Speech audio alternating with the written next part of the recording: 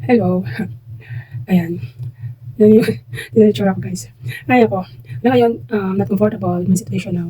You know, kasurgery ko lang nung Friday 29. Ayan, so, oh, nga pala kung bakit ko saan ko nakukuha yung mga infection sa tenga ko. Kasi guys, meron akong allergies rhinitis, matagal na to, kahit sa Thailand pa ako, nagkaroon ako nito. Palaging nagkaka-infection yung tenga ko.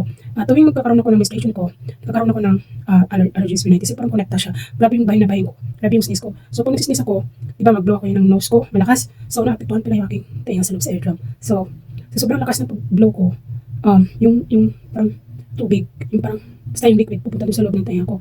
So, sa Pinas ako, pag nagpa-check up ako, bibigyan ako ng drop sa loob para magtuyo. The same din sa Thailand. Sa Thailand, palagi talaga. So, nakailang beses ako pa-check up sa Thailand. Ilang beses pa yun, basta ilang beses. Sorry guys, kasi kailangan ko mag-birth, kailangan naka-open yung mouth ko. Kahit nagsis ako, naka-open yung mouth ko para hindi ma-pressure yung aking tainga kasi ka-surgery lang. So, sorry guys. Tapos, yun, nung tulog sa Thailand, same din, binibigyan nila ako ng drops. Sabi pa ng doktor doon, maghihilan daw siya ng kanya, baka lumiit na yung butas ng tenga ko kasi nakikita na meron ng butas sa aking eardrum dahil nga sa infection.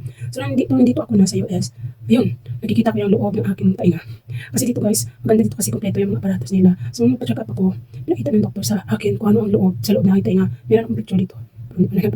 So, yung dalawa nito, meron na siyang butas sa loob. Because dati, nagka-infection din ako, hindi ako mamatay nito sa left ear ko. So, ngayon, yung palaging nagkaka-infection, kasi gumaling na ito pero yung meron pa yung butas sa loob, pero hindi na siya gaano nag-infect. Ito na yung problema ko ngayon, yung right ear ko. So, yun, nagsasuffer ako dahil sa infection sa loob. Once pala mag-infection, pati yung eardrum napituan din. So, yung mga infection, yung eardrum ko ay malaki din yung butas. So, yan, every time magpahinga ko, bumabasa siya. So, nakita ng doktor na meron sila nakita parang bubble sa loob. So, kung magkaroon na siya ng may liquid sa loob, magkakaroon na ng infection. So, binigyan ako nila ng gamot, antibiotic, pang drop sa tenga, natuyo siya. Tapos, ayun, sabi nila sa akin, kailangan mo nang matuyo. At saka mawala yung, meron pa ng konti infection, at least natuyo siya. Sabi nila, i-maintain ko yung dry ng tenga ko. At saka, yun, binigyan ko nila ng appointment for my surgery. And then, on May 29, yun, pina-surgery yung aking right ear. So far guys, outpatient ako. Simula nung, nag-start yung aking tawag ito, surgery, mga 10 na yata, tapos natapos ng mga 1, naabot yata 2 hours and a half yung nasa loob ako ng operating room. Pero wala akong guys, kasi nilagay nila sa akin is general na anesthesia. Nagising lang ako guys, sa labas na ako tapos na lahat. So hindi ko alam kung ano nangyayari. So, ayun, umuwi ako dito, alas 4 ng hapon kasama ko si mami. Si ma'am, may work pa siya ng time ngayon, nag-off siya, samahan ako. So buti na lang, yung mga nurses at doctors dun sa hospital, mga mababait sila, discuss nila ko. Tapos nilaran ako na meteor, mga na Pinoy na nurse. Talagang nalagaan niya ako bago i-prepare yung aking surgery. Siya yung nag-alaga sa akin, siya yung andyan siya sa akin lahat. Binibigyan niya ako ng instruction kung ano gagawin ko, mabait nila. Pati yung doktor na mawag sa akin, mabait sila. Yun guys. So hopefully na may okay na lahat kasi may tinabon nila yung butas sa eardrum ko. Hopefully hindi nang babalik yung aking infection. So siya guys. Yan. So ngayon hindi ko pa siya nabasa kasi kailangan ko na mag-dry siya. Bawa siya kasi mabasa guys. Kaya hindi ko na siya pinabasa. So ayun, thankful ako kay Lord. Thankful din ako sa lahat na nagpapray sa akin na yung aking surgery is successful. So hopefully na bumalik yung aking natural na pandinig, no? Kaya ako guys, makakarinig naman ako kaso lang parang blur, hindi siya clear yung salita. Gaya ng may eyeglass ka, kung wala kang eyeglass, yung nakikita mo yung object sa malayo pero blur. Ganun din yung pandinig ko. Makakarinig ako pero hindi masyado clear sa akin. Parang ganyan. So, hopefully guys, kagaling na ito.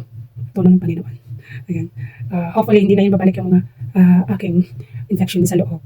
Ay, yun, iniwasan ko pa yung pagbabahin ko kasi meron akong allergy rhinitis. So, hopefully, titigil na din yung allergy ko. Ito lang yung ginagamit ko guys. Pa-space ilong ko para to help to stop my sneezing guys. Ayan. Yan, thankful ako. Di ba? So far, wala na akong nararamdaman ng mga sakit or hapdi. Bawal lang ako magbuhat ng mabibigat, magyuko, bawal sa akin. Lahat, kailangan ko ng cross kasi baka mag-bleeding siya sa loob. So, ayun guys. Thankful. Dito lang pala nakikita lahat yung sa tenga kasi doon saan parang hindi nila pinapakita sa akin kung anong loob. Diba? So, nandito na ako, parang nabawasan yung aking pag-alala. So, ngayon, naging okay na ako. Ayan.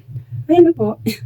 At least, hindi na ako hindi ko na problemahin yung lahat. Oh, by the way, about sa gastusan, pinapaya ko yung mami ng insurance dito, ng insurance student, dahil student ako, nag-aaral pa ako dito. So, zero balance ako. So, yung surgery ko guys, lahat mga check-up, ng gamot ko is libre lang siya. Wala akong binayaran. Yan. Okay, bye.